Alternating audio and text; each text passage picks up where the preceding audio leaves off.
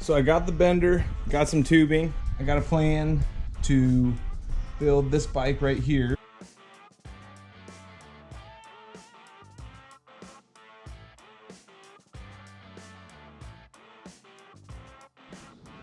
So I kind of got roughly what I want. Things are going to change, but I tried to draw it to scale and get it as close to what I'm going for, kind of liking the style, and I think it's going to look pretty awesome.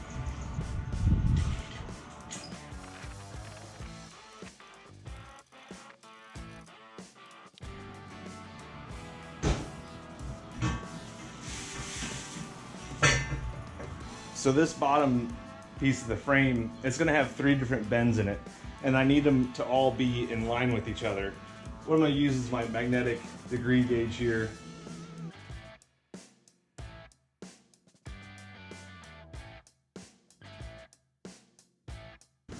I think I got it pretty straight. Let's give this a whirl and see how much I'm off.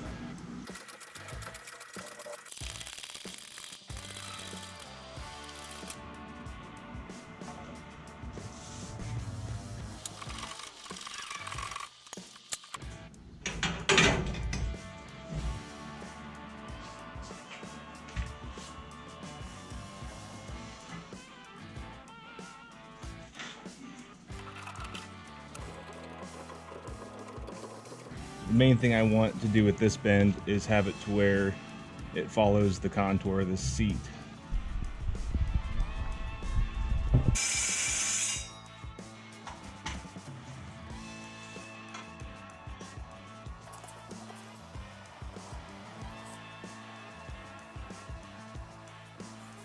I'm going to use part of this saw blade that I had laying in my metal scrap bin for a kind of a gusset plate here.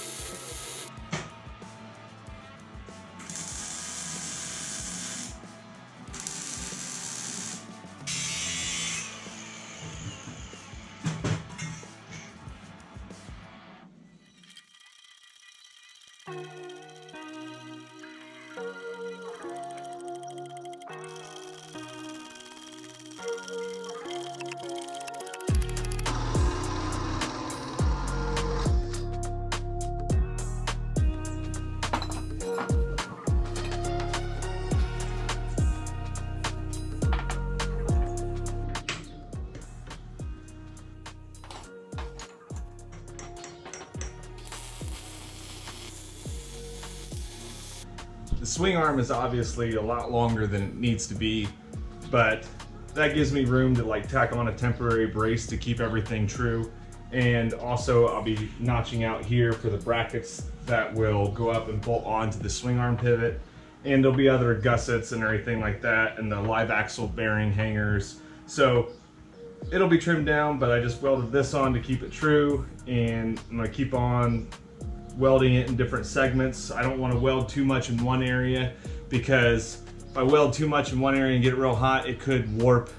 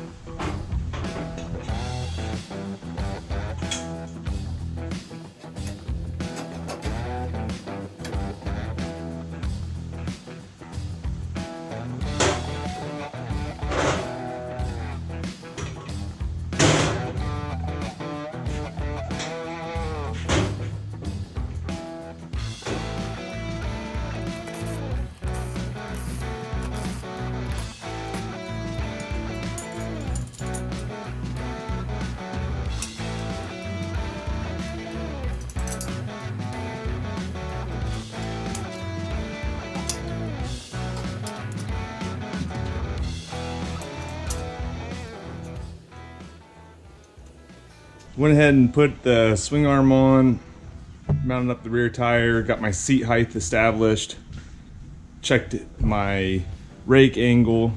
It's about, let's do 90 minus 64, which would be 26 degrees. I was shooting for 27, so pretty close enough for me. But I'm gonna go ahead and take some measurements and re-lay out the front fork on that brown paper I have, and kind of check the angles and measurements and make sure that I don't get like 3/4 of the way building it and got something way off on it.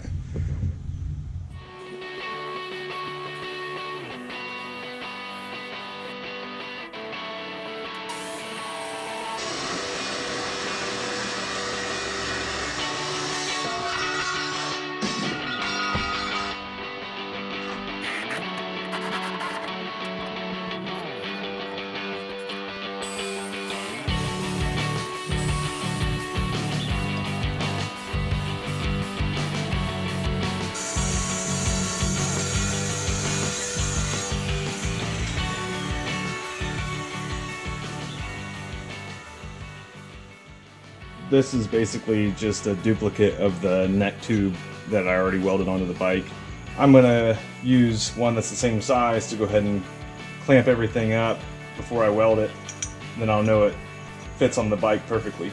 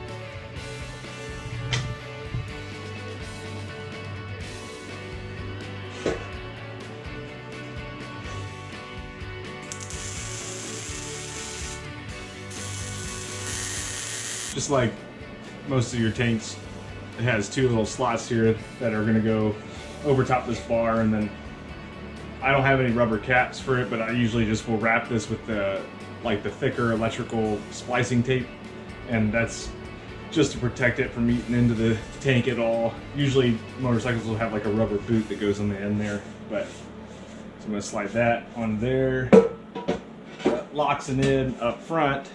I just need to weld a bolt to the frame sticking up right here, and that'll finish locking in the tank. In order to mount the Predator Ghost into this frame, the 2 bolts pass through the frame, and I'm going to put these pieces of metal pipe in here. And what that does is gives me a channel to put the bolts through, but it also strengthens the frame and makes it to where when you torque down on those bolts that it doesn't collapse the frame. So those will go in there.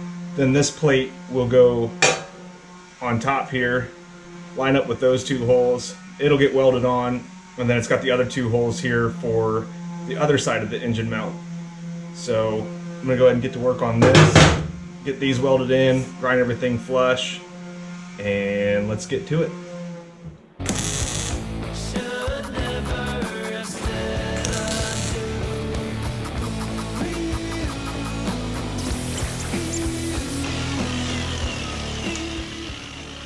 Temporarily bolt this on and get it perfectly perpendicular of the frame, so the engine will be nice and straight in here, hopefully.